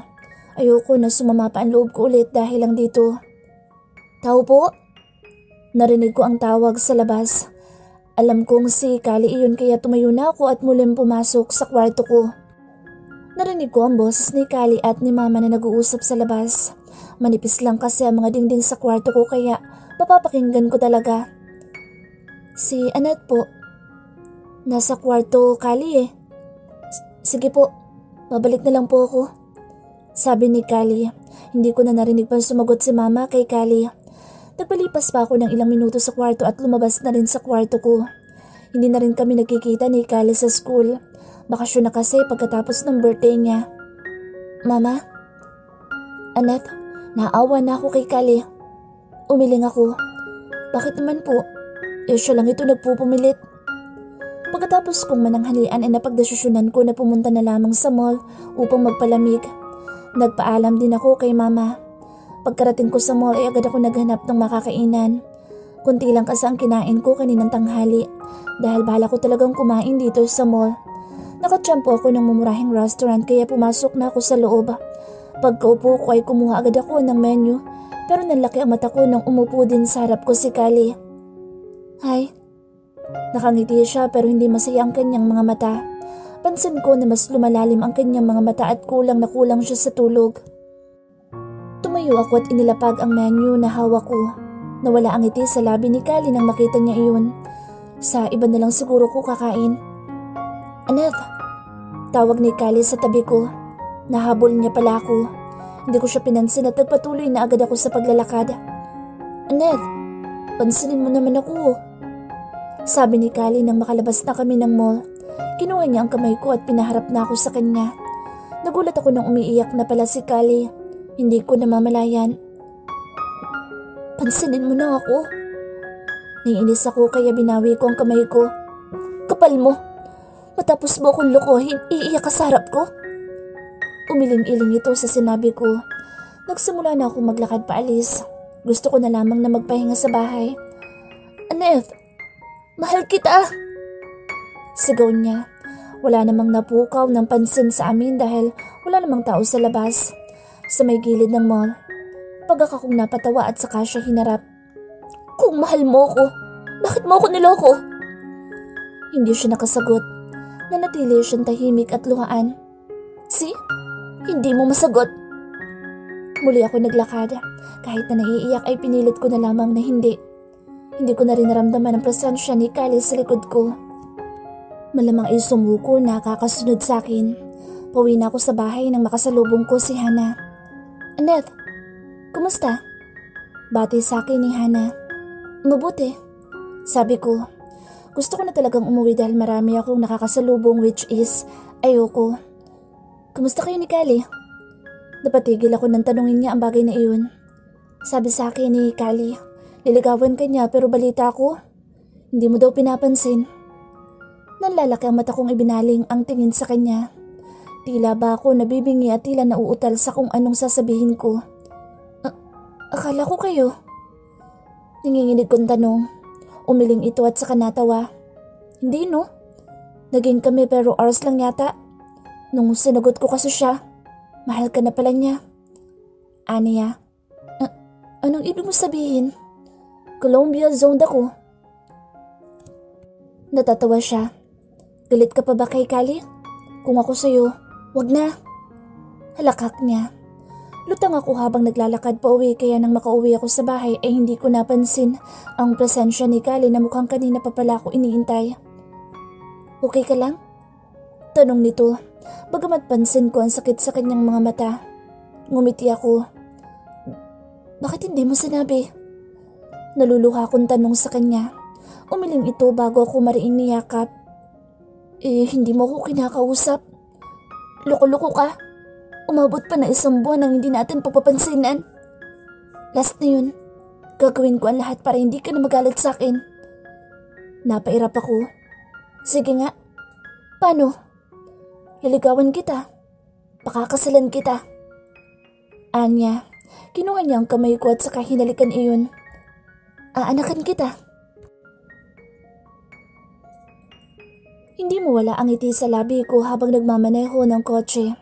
It's been 6 years. Ngayon, may maganda na akong buhay kasama ng asawa ko. Kali, naasar na ako sa pagngiti-ngiti mong yan, ha? Mas talo ako napangiti sa sinabi ng asawa ko. Nakascore na naman ako eh. Masayang sambit ko. Meron na kaming isang anak. Si Caleb. 4 na taon na ito at nakatulog na ngayon na nakaupo sa likod ng kotse. Ewan ko sa'yo. Loko-loko ka. Mami, marinig pa ng anak mo yung mga sinasabi mo. Sabi niya, totoo naman ah. Hindi ka ba nabuntis? Tanong ko rito. Napaaray naman ako ng batukan na naman niya ako. Masakit na, kanina ka pa nananakit. Kunwari nagtatampong sabi ko, yung bibig mo kasi, itiko mo yan kung puro kabastusan lang ang lalabas. Mahina pero pasigaw na sabi ng asawa ko. Napatawa naman akong humarap sa kanya at saglit na inihinto ang sakyan ko upang halikan ng labi niya. Papa, anong nagagawa niyo? Napatigil ako at nanlaki ang mata ko na magsalita ang anak kong si Caleb. Kinapaayos ka agad ako ng upo at napabalik sa wisyo. Baby, gising ka na pala. Sabi niya ng asawa ko na mukhang naiinis pa dahil sa nagawa ko. Tulog ka muna ulit, malayo pa tayo sa McDo, baby. Habang nagmamaneho ay naramdaman ko ang pagkurot sa akin ng asawa ko. Hindi ko maiwasang hindi mapaaray. Walang Diyo naman no. Napakalandi mo kasi. Nakakainis ka naman eh. Ano ba naman? Teka lang, nagmamaneho ako. Nak ng tokwa naman no. Nainis pa tuloy ang asawa ko. Sorry na. Sabi ko dito. Inihinto ko sa harap ng isang fast food chain ang sakyan namin. Kakain na muna tayo. Sabi ko. Bumaba ako at binuhat ang tulog pang si Caleb. Pero naalimpungatan ito nang maramdaman na buhat-buhat ko na siya. Baby, nasa McDo na tayo. Masayang sabi ko at pinisil pa ng mahina ang pisngi ng asawa ko. Papa, gusto ko ng chicken ha. Tapos burger din at saka ice cream. Masayang sabi nito. Ibinaling naman niya ang tingin sa mommy niya na ngayon ay nakapamewang na tinitingnan ako. Walang Diyo, hindi kaya awayin ako nito? Napanguso ako nang muli kong tingnan ng anak kong kalong-kalong ko. Baby, inaaway yata ako ni mommy mo. Napakunot ang noo ng anak ko pero bago pa siya magsalita ay namimilipit na ako sa sakit ng kurutin na naman ako ng asawa ko. Aray, teka, chill lang mahal, teka. Sabi ko dito. Hindi ko nga namalaya na nakapasok na kami sa loob ng McDo. Muli ako napanguso nang umupo na ang mag-ina ko at nanatili lamang ako nakatayo. Ano tinatayo-tayo mo dyan? Umorder ka na? Buwisit na sabi ng asawa ko. Napakamot na lamang ako sa ulo ko. Nak ng tokwa, mahirap talaga kapag naglilihi ang asawa ko. Pumila na ako at pagkarating ko sa harap ng counter ay sinabi ko ng order para sa amin. Pagkatapos ay inihatid ko na mga order sa pwesto namin. Papa, nasan pala yung ice cream ko? Sabi ni Caleb. Walang Diyo naman talaga oh. Muli ako napakamot sa ulo ko. Nakalimutan ko pala baby, wait lang. Paano'y puro pa cute sa babae? Nanlaki ang mata ko sa sinabi ng asawa ko. Mabilis na umiling-iling ako. Hindi sa'yo lang naman ako nagpapakute ah. Maang nasabi ko rito. Tulad nga ng gusto ni Caleb ay nag-order na rin ako ng ice cream para sa kanya. Pagkabalik ko sa pwesto namin ay naabutan kong nakangiti ng asawa ko kaya mabilis na napangiti na din ako. Baby, ice cream, eto na oh. Sabay abot ko ng ice cream sa anak ko. Tinabihan ko naman ang asawa ko na ngayon ay nakangiting kumakain ng kanin. Nakapagtataka lang, pero mas mabuti ito. Hindi na siya galit sa akin kahit wala naman dapat na ikagalit sa akin. Mahal ko? Tawag ko rito, malapit sa tenga nito. Mas lalo namang sumilay ang ngiti sa labi ko nang humarap siya sa akin at itinapat ang kutsarang hawak niya sa bibig ko.